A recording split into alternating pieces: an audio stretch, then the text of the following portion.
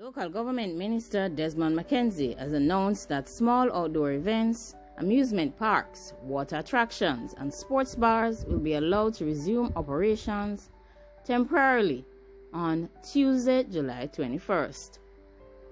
This arrangement will end on July 31st. These are the protocols for outdoor events.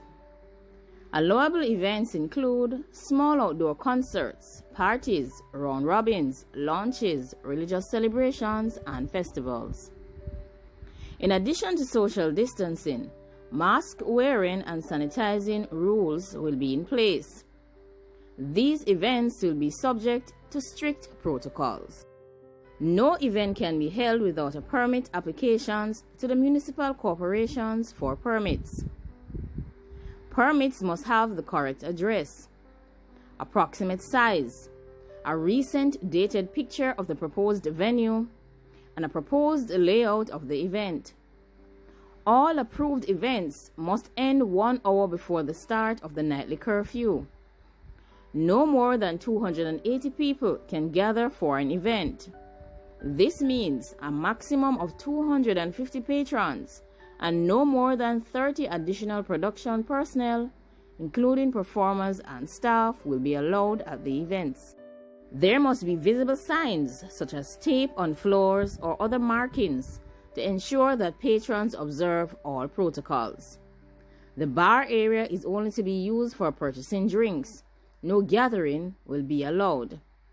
No obstruction of public thoroughfares, of vehicular traffic, or of access to private premises will be allowed. The provisions of the Noise Abatement Act also apply to these events and will be enforced. All facilities that are being conditionally reopened and all events are subject to inspections by officials from the Ministry of Local Government and Community Development, the Ministry of Health and Wellness, the Ministry of Culture, Gender, Entertainment and Sport, the municipal corporations, and the Jamaica Constabulary Force. In addition, there will be a sensitization and monitoring team comprising the Social Development Commission, the Ministry of Tourism, and the Ministry of Health and Wellness. This is a joined-up government approach which will feature the employment of over 1,000 young people to ensure the effectiveness of this exercise. 350 will come from the Ministry's Youth Summer Employment Program, and over 800 are being trained by the Ministry of Health and Wellness. The team will monitor events including the round robins and other parties. These are the protocols for sports bars. Sports bars must have a valid amusement license from the local authorities and a certification of safety from the Jamaica Fire Brigade in order to be reopened. No entertainment events are allowed, and no more than 60% of the venue must be occupied at any time. There must be at least 6 feet of space between dining tables, and a maximum of 4 persons will be allowed to sit at a table. The tables must not be joined to facilitate large groups.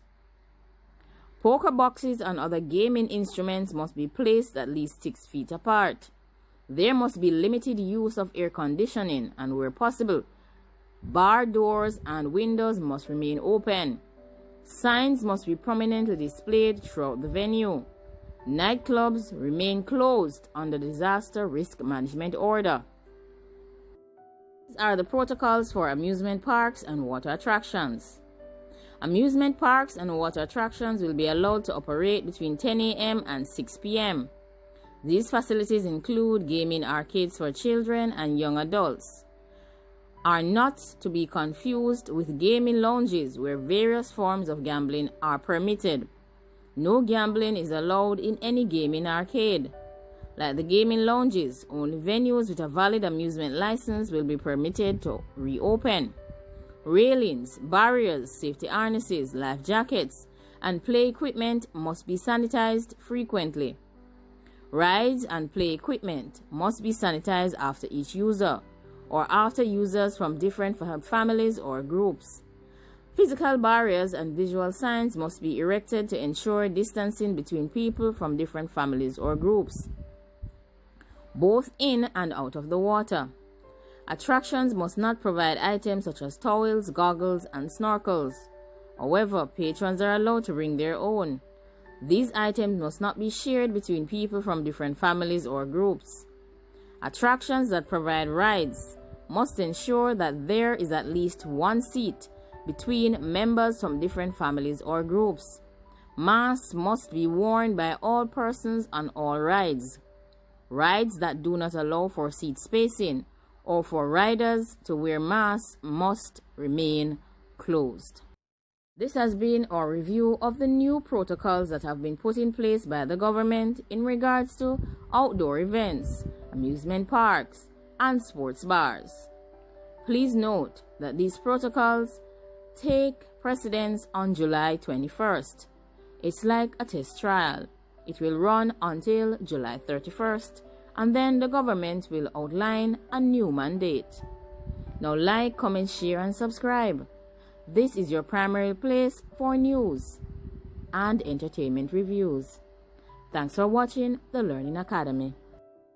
We care about you at the Learning Academy. Therefore, we are encouraging you to follow the guidelines and the mandates that have been outlined by the government.